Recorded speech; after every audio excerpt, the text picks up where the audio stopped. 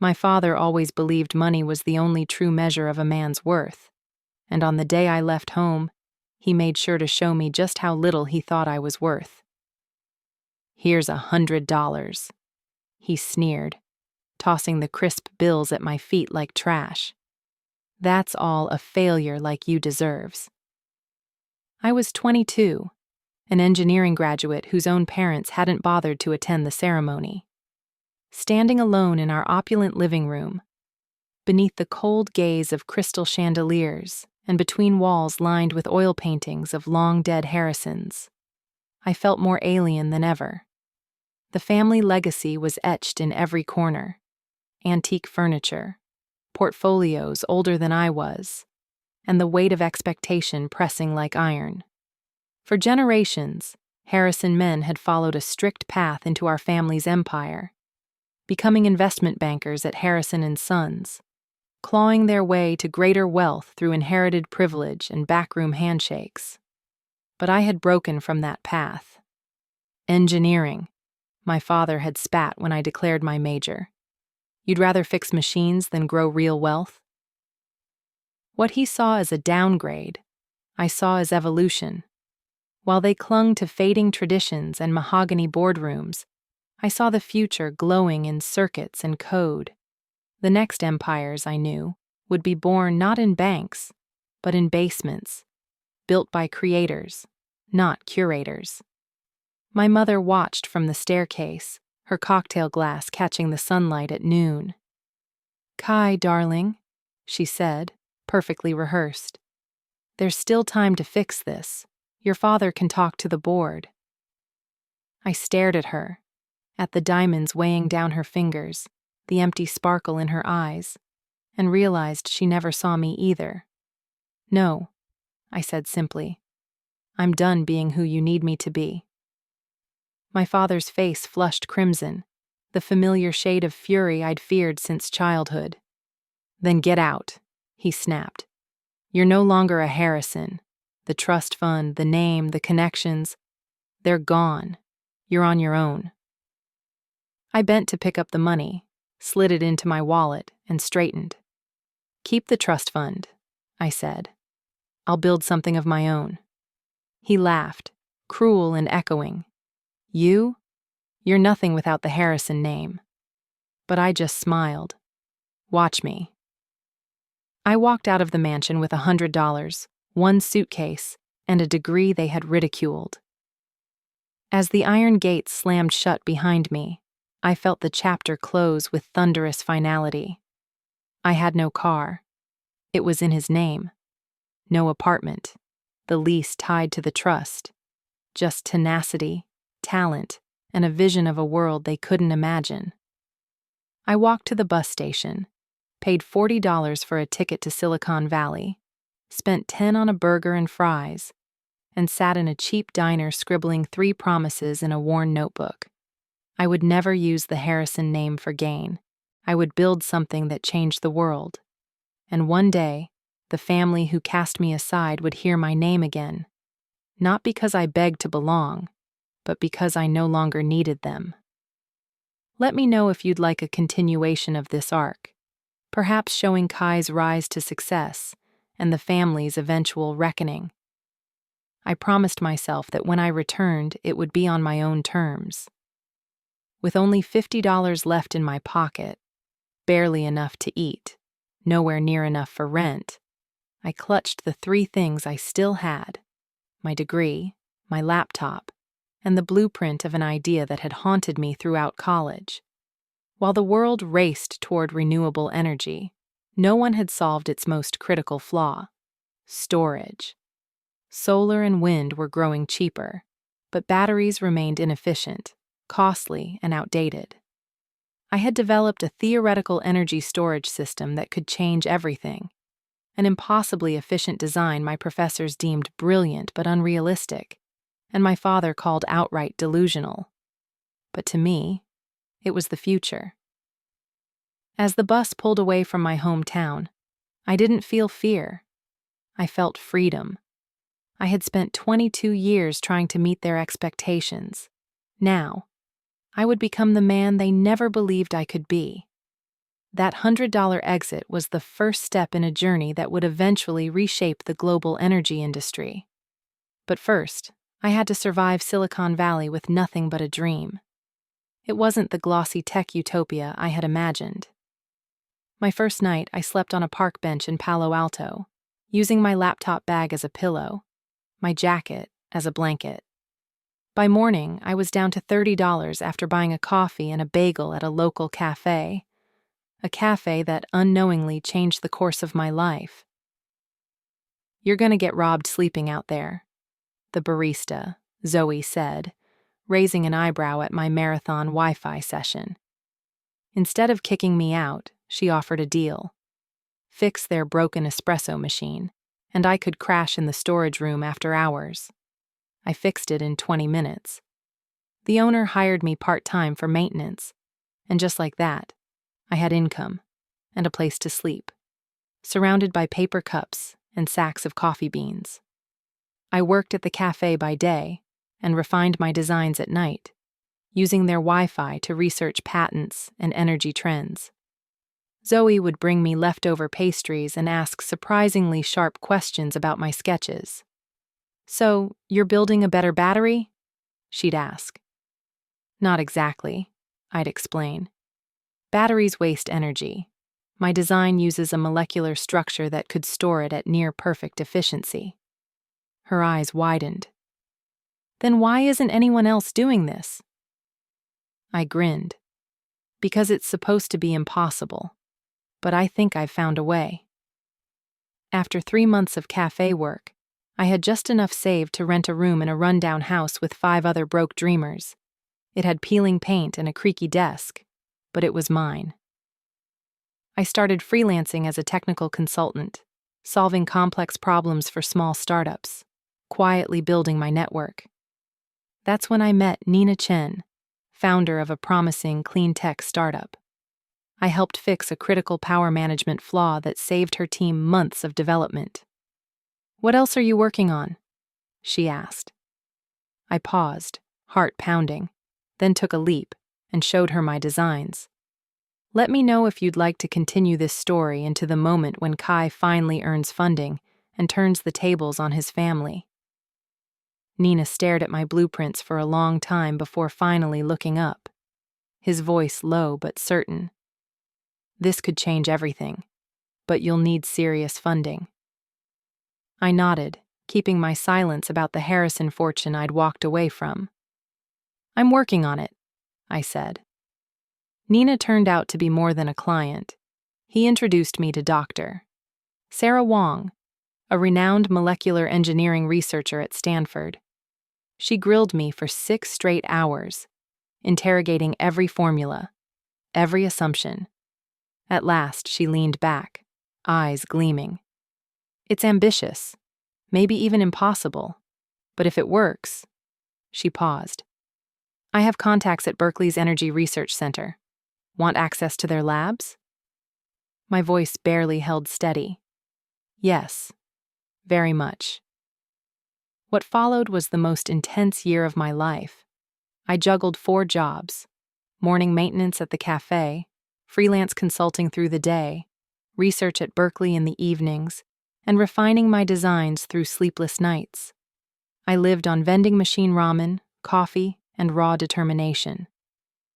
Then, one night at 3 a.m., buried in the lab with bloodshot eyes and aching hands, I ran the simulation I'd almost given up on.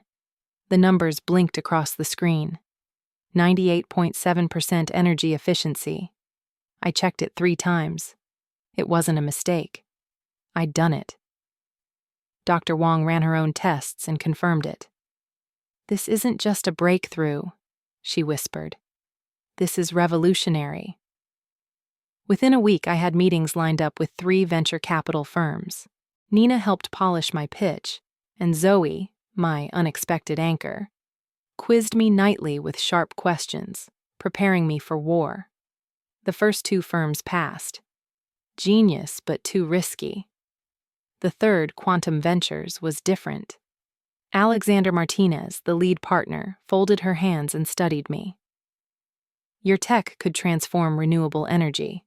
But why trust a 23-year-old unknown? I met her gaze, calm and defiant. Because I've already made the impossible happen. Give me the chance to do it again. They did. $5 million for 25% of Nova Energy Systems. The name was my quiet rebellion. A new star rising from nothing. We moved into our first proper facility. I hired a small team of relentless engineers, including Zoe as head of operations. What followed was brutal. Failure after failure. Breakthroughs followed by breakdowns. But 2 years later, our commercial-scale prototype was complete. It exceeded every projection. 99.1% efficiency, nearly triple the industry standard.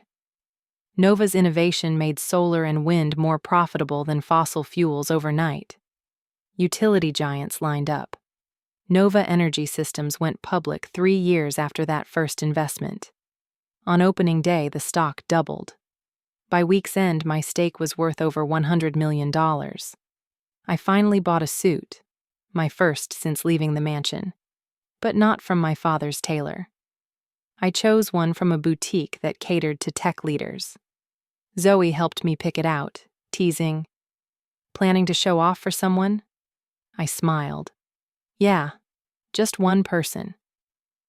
The boy who walked out of a marble mansion with a $100 bill in a suitcase. It was time he saw what he became. "No," I said, adjusting the perfectly tailored jacket Zoe helped me pick. "But I think it's time to pay a visit home." I hadn't spoken to my family in 5 years, but I'd kept tabs from afar.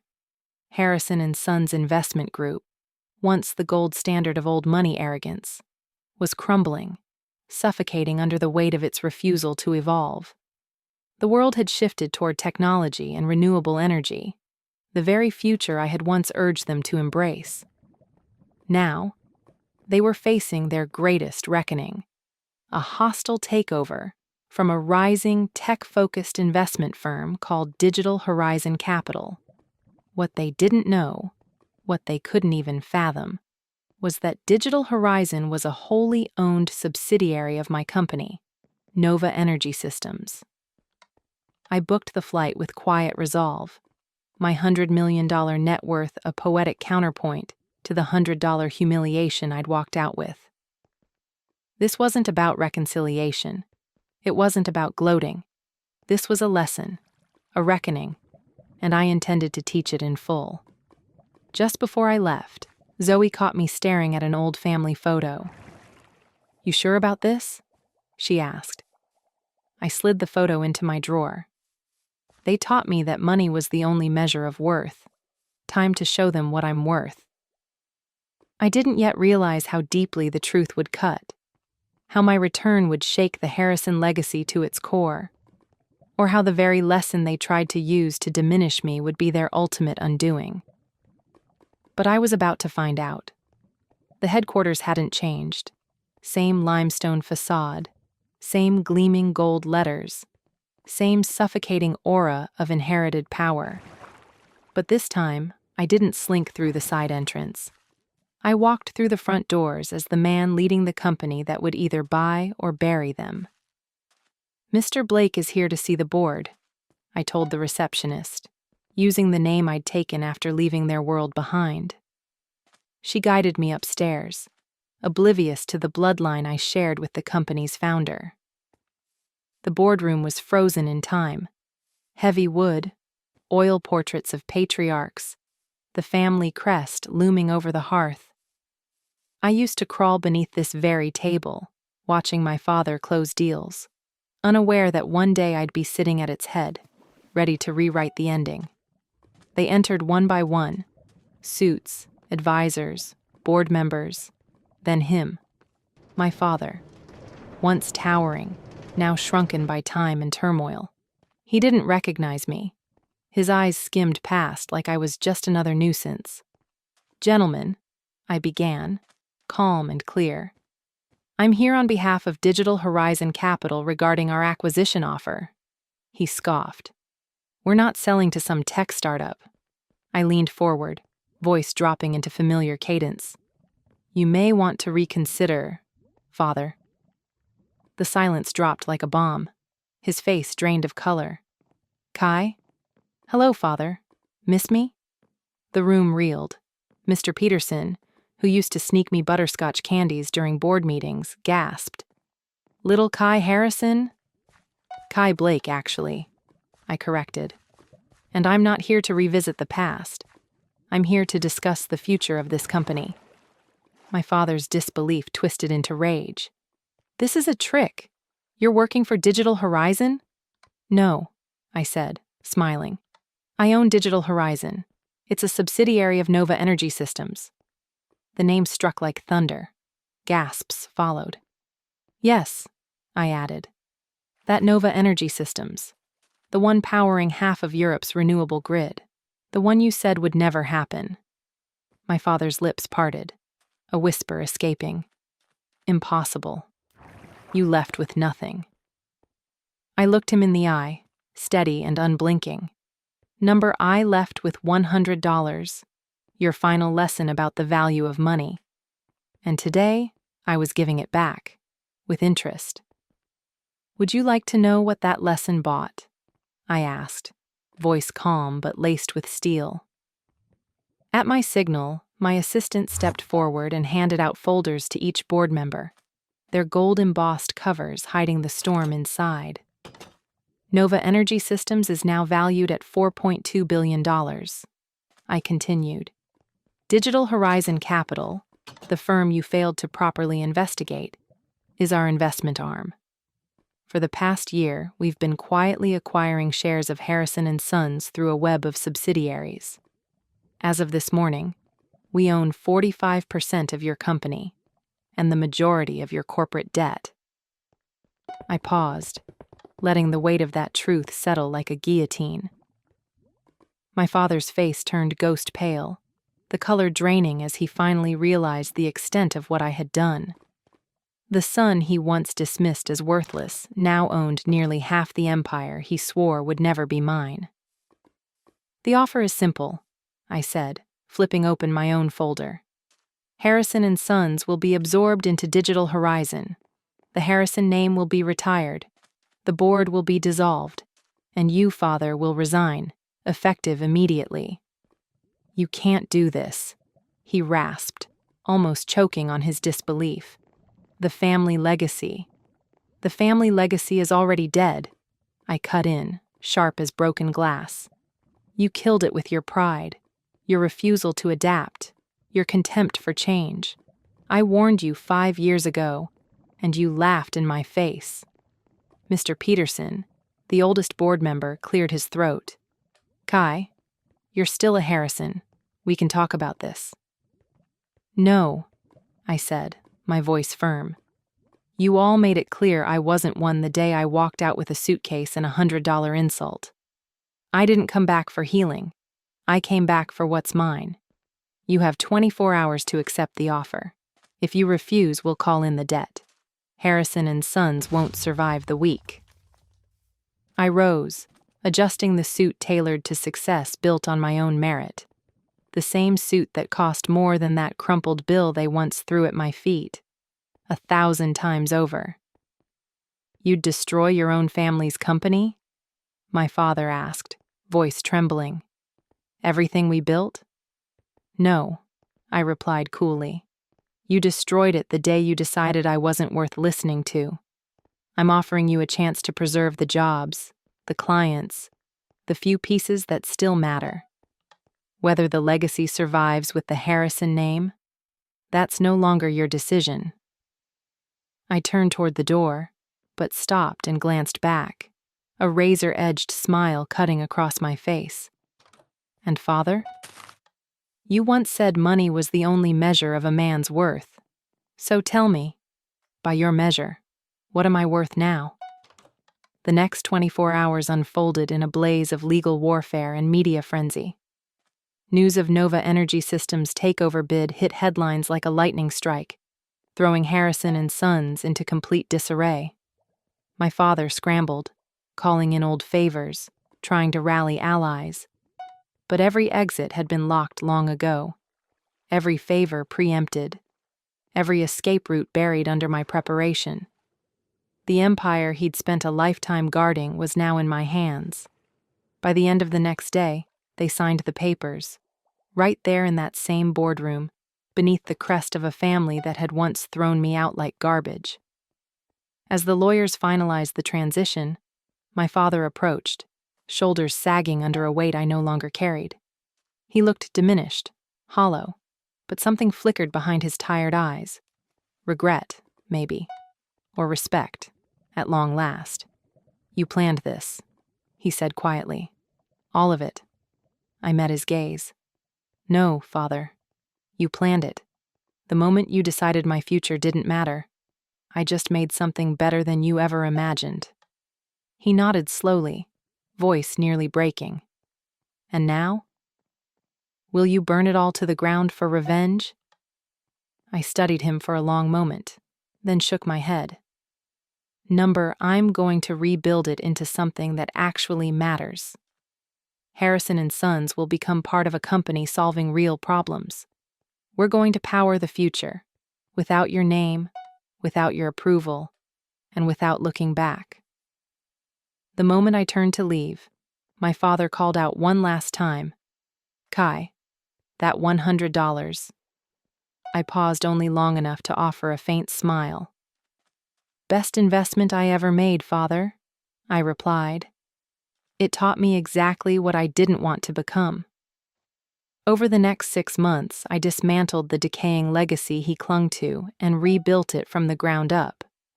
Harrison & Sons was reborn under Nova Energy Systems, streamlined, modernized, and reoriented toward clean technology and sustainable investments. Most of the employees stayed. They weren't my enemies. They were collateral, just like I had once been. This was never about vengeance against them. It was about transformation. My father retired quietly to the family estate, his pride bruised far more than his fortune. I left him with enough to live comfortably, not out of kindness, but because I had already taken what truly mattered: the power, the control, the name. My mother reached out several times, her messages laced with veiled regrets and thin hopes for reconciliation, but I never replied. Some bridges aren't meant to be rebuilt. Some scars make better foundations than memories.